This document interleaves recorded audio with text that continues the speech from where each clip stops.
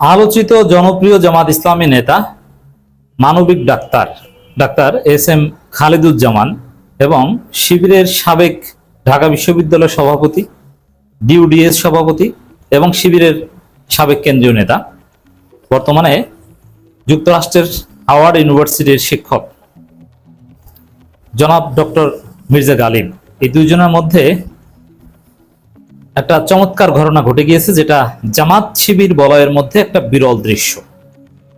একজন আরেকজনের বিরুদ্ধে ফেসবুকে লিখছেন, খোঁচা দিচ্ছেন। দর্শক, এটা আমার কাছে অত্যন্ত তাৎপর্যপূর্ণ। কি ঘটেছে, তারা কি করছে, এর ফলাফল কি, এর উপকার কি, আমরা কোন পক্ষে, খালিদুজ্জামানের পক্ষে না মির্জা গালিবের পক্ষে, এবং সেটা বিশ্লেষণ করব। এবং জামাত শিবিরের লোকজন এই দুই মেরুতে বিভক্ত, কেউ খালিদুজ্জামানের পক্ষে বলছে, কেউ মির্জা গালিবের পক্ষে বলছে।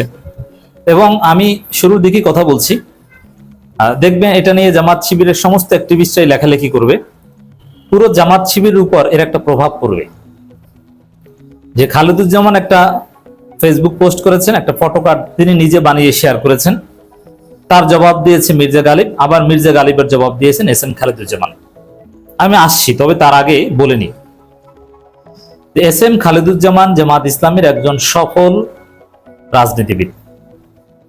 তারেক রহমানের বিরুদ্ধে তিনি কার্যত জিতেছিলেন, তিনি সংসদ সদস্য হয়েছিলেন, কিন্তু তারেক রহমানের মান সম্মান রক্ষা করতে খালিদুজ্জামানকে অল্প ভোটে হারিয়ে দেওয়া হয়েছে।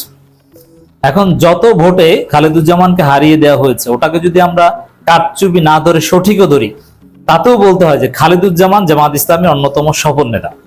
ঢাকার অভিজাত এলাকা, ঢাকা 17 থেকে যে পরিমাণ ভোট এস এম খালিদুজ্জামান পেয়েছেন, তিনি যে পারফরমেন্স দেখিয়েছেন, জনগণকে যেভাবে আকৃষ্ট করতে পেরেছেন, এবং তিনি কিন্তু কনভেনশনাল জামাত লিডার না, এভারেজ জামাত লিডার না। তিনি জামাতের নেতাদের একটা বড় অংশ আছে এয়ানত খায়, দ্যাট মিনস এয়ানতের টাকা দিয়েই তারা চলে, নিজস্ব কোনো আলাদা প্রতিষ্ঠান, পেশা এগুলো নাই, তাদের জীবন যৌবন সবকিছু জামাত। এই জন্য তিনি নিজেও জামাতের। কিন্তু S M Khaliduzzaman is not like that. S M খালিদুজ্জামানের একটা আলাদা আইডেন্টিটি আছে, তার পরিচিতি, তার গ্রহণযোগ্যতা, হ্যাঁ জামাত প্রার্থী হিসেবে তো একটা বিষয় আছে, কিন্তু তার বাইরেও তার একটা অবস্থান আছে।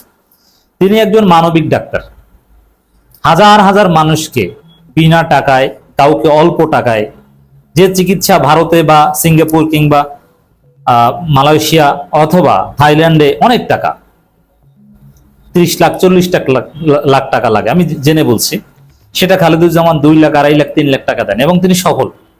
বিশেষ করে ফার্টিলিটির চিকিৎসা করেন, যাদের সন্তান হয় না, এই বিষয়ে তিনি চিকিৎসা দেন। তার এই বিষয়ে বাংলাদেশে একটা রেপুটেশন আছে, এবং তিনি এক্ষেত্রে ইউনিক, এবং তার পেশার ক্ষেত্রে তিনি কমিটেড। পেশা বাদ দিয়ে তিনি রাজনীতি করেন, বিষয়টা এরকম নয়। যার ফলে জামাত ইসলামী রাজনীতিতে খালিদুজ্জামানের বড় পদ পদবি না থাকলেও আমিরে জামাত তাকে সর্বোচ্চ গুরুত্ব দেন। তো এই সেন্সে আমরা বলবো, মূল আলোচনা যাওয়ার আগে, এস এম খালিদুজ্জামান একজন সফল রাজনীতিবিদ। 5 আগস্টের পরেই তার উত্থান, তার আগে ওইরকম জামাত নেতা হিসেবে তার পরিচিতি ছিল না, কিন্তু শিবিরের সাথে জামাতের সাথে সম্পৃক্ততা অনেক পুরনো। দর্শক, তারেক রহমানের বিরুদ্ধে জামাতের কোন হেভিওয়েট নেতা এইভাবে ফলাফল করতে পারতো বা এইভাবে নির্বাচন করার একটা সক্ষমতা রাখত? এবং তিনি গার্ডস নিয়ে কথা বলেছেন, পাওয়ার পলিটিক্স, বিএনপির সন্ত্রাসের বিরুদ্ধে রুখে দাঁড়ানো থেকে শুরু করে নানান কিছুতে তিনি যে পারফরমেন্স দেখিয়েছেন, এটা অসাধারণ। এই যে একটা বিষয় আগে বলিনি, যে খালিদুজ্জামানকে যে একবার বিতর্কিত করা হয়েছিল, বেশ কয়েকবার বিতর্কিত করা হয়েছিল, যে ঢাকার সবগুলো আসনে আমরা জিতবো, একটাও বিএনপিকে দিব না, এই কথা একবার বলেছিলেন। তার কথাকে বিকৃত করে প্রচার করা হয়েছিল। আবার যে আমাকে চেনেন না, সেনাবাহিনীর সাথে বিতর্কে জড়িয়েছিল যে আমি তারেক রহমানের বিরুদ্ধে নির্বাচন করি। এখন খালিদুজ্জামানের যে ঘটনাটা, এটা ওইভাবে আপত্তিকর না, কিন্তু খালিদুজ্জামান শক্তিশালী প্রার্থী বলে ডিজিএফআই তাকে বিতর্কিত করে দিয়েছে। সেই ভিডিও ফাঁস করে নানানভাবে তাকে হেনস্থা করা, তাকে ছোট করার চেষ্টা করেছে। কিন্তু বাস্তবিক পক্ষে খালিদুজ্জামান ইজ ভেরি স্মার্ট। আমি তো জামাত নেতাদের সাথে মোটামুটি মিশি কিংবা ইন্টারাকশন আছি, এভারেজ জামাত নেতাদের চাইতে তিনি স্মার্ট। জামাত নেতারা স্বাভাবিকভাবে আমার মানদণ্ডে স্মার্ট না। একসময় ছিল মাওলানা মতিউর রহমান নিজামী, আলী হাসান মুজাহিদ, কামরুজ্জামান, কাদের মোল্লারা যখন ছিলেন, কিন্তু এখনকার জামাত নেতারা বেশিরভাগই সে আগের মতো স্মার্ট না। সেই জায়গায় Khaleduzzaman is smart Jamaat leader. এখন স্মার্টনেসের সংজ্ঞা নানানভাবে ব্যাখ্যা করা যায়, কিন্তু স্বাভাবিকভাবে যে একটা মানদণ্ড স্মার্টনেসের, সেই জায়গায় খালেদুজ্জামান জামাতের ফার্স্ট ক্লাস স্মার্ট নেতাদের মধ্যে পড়েন। শিশির মনির, এস এম খালেদুজ্জামান, এরকম কিছু নেতাদের পাবেন আধুনিক দৃষ্টিভঙ্গিতে যারা স্মার্ট। এটা যে আল্লাহর কাছে সফলতার মানদণ্ড আমি বলছি না, কিন্তু আধুনিক দৃষ্টিভঙ্গিতে তরুণ প্রজন্মের কাছে, জেনজির কাছে স্মার্ট বলতে যে বোঝায়, বডি ল্যাঙ্গুয়েজ থেকে শুরু করে ড্রেস আপ, গেট আপ, সবকিছুতে S M Khaleduzzaman first class smart leader. তার এই পরিচয় বুঝতে হবে, নইলে তাকে আপনি মূল্যায়ন করতে পারবেন না।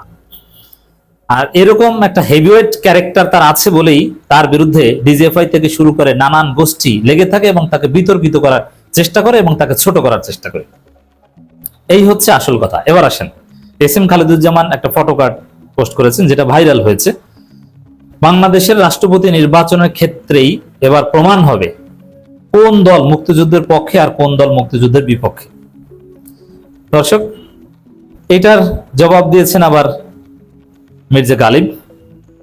তিনি লিখেছেন এটা শেয়ার করে, এগুলো তৃতীয় শ্রেণী সস্তা রাজনীতি। এবং অনেক অ্যাক্টিভিস্ট লিখছেন, জামাতের অ্যাক্টিভিস্ট অনেকেই লিখছেন এটা অ্যাভারেজ জামাতি ব্র্যান্ড। এভাবে খালেদুজ্জামানকে কটাক্ষ করছে। তা আসলে কি? প্রথম কথা হচ্ছে যে এখানে কে সঠিক কে বেঠিক এই আলোচনা আমার 8 মিনিটে আলোচনার শেষের দিকে থাকবে। তবে এখন যেটা বলতে চাই, এই যে খালেদুজ্জামান একটা কথা লিখছেন, মির্জা গালিব জবাব দিয়েছেন, এটা সবাই কিন্তু জামাত শিবির বলে। আবার খালেদুজ্জামান নিজে আবার মির্জা গালিবের জবাব দিয়েছেন। মির্জা গালিবের মতো তথাকথিত প্রথম শ্রেণীর রাজনীতিবিদ আর সুশীলরাই সুশীলতা দিয়ে দেশকে ধ্বংস করেছে। 5 আগস্টের পরে আদর্শিক বাংলাদেশ বিনির্মাণে কিছু ফেসবুক পোস্ট ছাড়া আর কোনো ভূমিকা আছে তার? মির্জা গালিবকে তিনি তথাকথিত প্রথম শ্রেণীর রাজনীতিবিদ আর সুশীল বলেছেন। আমি এটাকে রিমার্কেবল মনে করি, ইন দি সেন্স দ্যাট জামাতে তিনি একটা টেবু ভেঙে দিয়েছেন দুইজনেই, মির্জা গালিব এবং খালেদুজ্জামান দুইজনেই। জামাতে একটা টেবু হচ্ছে যে না, একে অপরের বিরুদ্ধে বলা যাবে না, ফেসবুকে তো বলাই যাবে না, কিছু বলার দরকার হলে ফোরামে বলতে হবে। কিন্তু না, এস এম খালেদুজ্জামান ফেসবুকে বলেছে। মনে রাখবেন, ফেসবুক হচ্ছে রাজনীতি চর্চার সবচেয়ে আদর্শ গ্রাউন্ড। আপনি যতক্ষণ পর্যন্ত ফেসবুক গ্রাউন্ডে রেলেভেন্স না হবেন, আপনি বাংলাদেশের রাজনীতিতে কোশ্চিন কালো সফল হতে পারবেন না। এটা লিখে রাখেন। বরং যারা ফেসবুকে রিলেভেন্ট না, তারা জাতীয় রাজনীতিতে কখনোই রিলেভেন্ট না। আর লোকাল রাজনীতিতে কেউ রিলেভেন্ট থাকলেও আপনার রিলেভেন্স হারাবেন।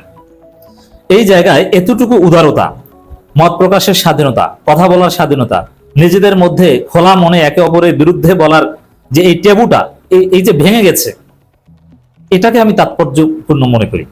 এই জন্য মির্জা গালিব এবং খালেদুজ্জামান দুইজনকে আমি ধন্যবাদ জানাই। এরপরে বলবো যে হ্যাঁ, এটা একটা সাবজেক্টিভ বিষয়, এটা নানান ভাবে বিশ্লেষণ করা যায়, নানান পার্সপেক্টিভে। মির্জা গালিবের কথাও কোনো কোনো পার্সপেক্টিভে সঠিক, এস এম খালেদুজ্জামানের কথাও কোনো কোনো পার্সপেক্টিভে সঠিক। তবে জামাত যে সেন্সে কর্নেল অলিকে রাষ্ট্রপতি প্রার্থী করেছে, সেই সেন্সে এবং ডাক্তার শফিকুর রহমান যেভাবে মুক্তিযোদ্ধাদের জাতির শ্রেষ্ঠ সন্তান বলেন মনে করেন, এই সেন্সে খালেদুজ্জামান কথা তো ঠিক, এবং তার এই কথা মানুষ পছন্দ করছে, লাভ রিয়াক্ট দিচ্ছে, মানুষ শেয়ার করে পজিটিভলি দেখছে যে না, মির্জা ফখরুল একজন রাজাকার পুত্র আর কর্নেল অলি বীর মুক্তিযোদ্ধা। এখানে রাজনীতির যে প্রচলিত যে হিসাব নিকাশ, তাতে এস এম খালেদুজ্জামান সঠিক বলেছেন। আর মির্জা গালিব যে ভাষায় সমালোচনা করেছেন, এটা আসলেই সুশীলতা। তবে হ্যাঁ, এটা নিয়ে আমাদের ভিন্ন মত আছে, সেই বিশ্লেষণ এখানে কর্নেল অলিকে প্রার্থী করা না করে এটা নিয়ে অনেক আলোচনা করেছি। বাট এই যে টেবু ভেঙে গিয়েছে, জামাত বলয়ের লোকজন, বিশিষ্ট জনরা একে অপরের বিরুদ্ধে বলে, এটা আমার কাছে ভালো লেগেছে, এটা পজিটিভ। এই প্র্যাকটিস গুলো জামাতকে এগিয়ে নিবে।